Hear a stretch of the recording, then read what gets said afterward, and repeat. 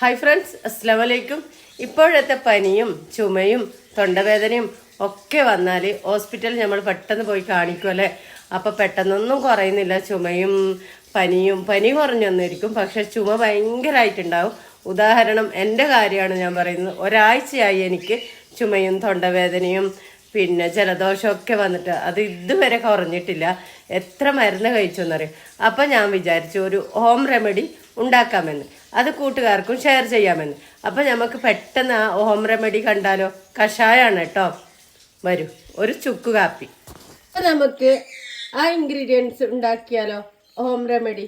അതിനായിട്ട് ഞാനിവിടെ കുഞ്ഞുള്ളി എന്നെല്ലാം പറയൂലേ, ലേശം കുഞ്ഞുള്ളി എടുത്തിട്ടുണ്ട്.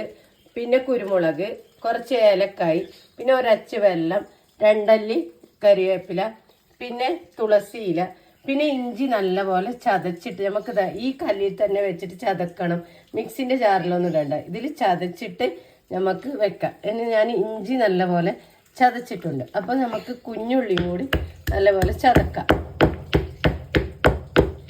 പെട്ടെന്ന് കുറയും ഇതിങ്ങനെ ഉണ്ടാക്കി കഴിച്ചാൽ. കഴിഞ്ഞ പ്രാവശ്യം ഞാൻ ഇങ്ങനെയാണ് ഉണ്ടാക്കി കഴിക്കാറ്. അപ്പം ഞാൻ ആടലോടകം ഒക്കെ വാങ്ങി കഴിച്ചു. ആടലോടകത്തിൽ കുറയുന്നതാണ്, അതിലും കുറഞ്ഞിട്ടില്ല. എന്നിട്ട് ഞാൻ വിചാരിച്ചു ഇങ്ങനെ ഒരു ഹോം റെമഡി ഉണ്ടാക്കാം. ഞാൻ കഴിഞ്ഞ പ്രാവശ്യം ഉണ്ടാക്കുന്നതാണ്. അപ്പം ഞാൻ ഓർത്തു കൂട്ടുകാർക്കും കൂടി ഒന്ന് ഷെയർ ചെയ്യാൻ. ഇനി നമുക്കിതാ ഈ തണ്ടോട് കൂടി തന്നെ നമുക്ക് തുളസി, അതായത് കൃഷ്ണ തുളസി, കരിം തുളസി എന്നൊക്കെ പറയും. അപ്പം ഞാനിത് ഇവിടെ കൃഷ്ണ തുളസിയും ചതച്ചെടുത്തിട്ടുണ്ട്. അതിൻ്റെ നീരത ഇങ്ങനെ കിട്ടും കേട്ടോ. അപ്പം അത് തിളക്കുമല്ലോ. അപ്പം ഇനി നമുക്ക് വേണ്ടത് കറിവേപ്പില, 2 ലീഫ് കറിവേപ്പില ഞാൻ എടുത്തിട്ടുണ്ട്. അതും കൂടി ചതച്ചെടുക്കാം.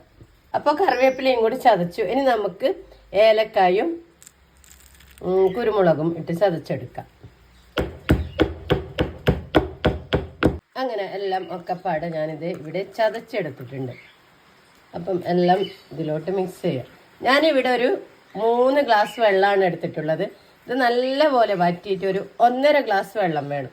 ഇനി നമുക്ക് എടുത്ത് വെച്ച കഴുകി മാറ്റി വെച്ച ശർക്കര, അതായത് വെല്ലം, ഒരച്ച് വെല്ലം. ഇനി നേരെ ഫ്ലെയിം ഓൺ ചെയ്ത് നമുക്ക് റെഡിയാക്കാം. അപ്പം നല്ലപോലെ തിളക്കട്ടെ.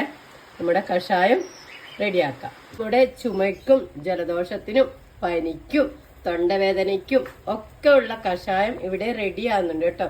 നമ്മുടെ അടുപ്പ് ഇങ്ങനെ കോലം കേട്ടിട്ട് കണ്ടിട്ട് നിങ്ങളൊന്നും വിചാരിക്കണ്ട കേട്ടോ. എന്താ പറയാ, കുറച്ച് മാസങ്ങളെ ആയിട്ടുള്ളൂ. ഇത് ഇരിട്ടി ഈ പ്ലാനറ്റിൽ നിന്ന് വാങ്ങിയതാണ്. വാങ്ങിയിട്ട് ഒരു 2 മാസം ആകുമ്പോഴേക്കും തന്നെ ഇങ്ങനെ തുരുമ്പെടുത്തിട്ടുണ്ട്. അപ്പം നമ്മൾ അവിടെ പോയിട്ട് കംപ്ലൈന്റ് ചെയ്തു. അപ്പം അവര് കമ്പനിക്ക് വിളിച്ചിട്ട് പറഞ്ഞിട്ട് മാറ്റിത്തരാന്ന് പറഞ്ഞു. അതവിടെ മാറ്റിയിട്ട് വെച്ചിട്ടുണ്ട്. അപ്പം നമുക്ക് പോയിട്ട് എടുക്കാൻ ടൈമില്ല, പിന്നെ സുഖമൊന്നുമില്ലാതുകൊണ്ട് അങ്ങനെ പോയില്ല. ഇൻഷാ അല്ലാഹ് പോയിട്ട് എടുത്തിട്ട് വരണം. ഈ പ്ലാനറ്റിൽ നിന്ന് വാങ്ങിയാൽ ഇങ്ങനെയൊന്നും ആവാറില്ല. അവിടുത്തെ നല്ല ഐറ്റംസ് ആണ്. അപ്പം ഇതെന്താണെന്നറിയില്ല ഇങ്ങനെ ആയത്. അപ്പം അതെ, ഇതൊന്നും ഒരു കുഴപ്പമില്ല.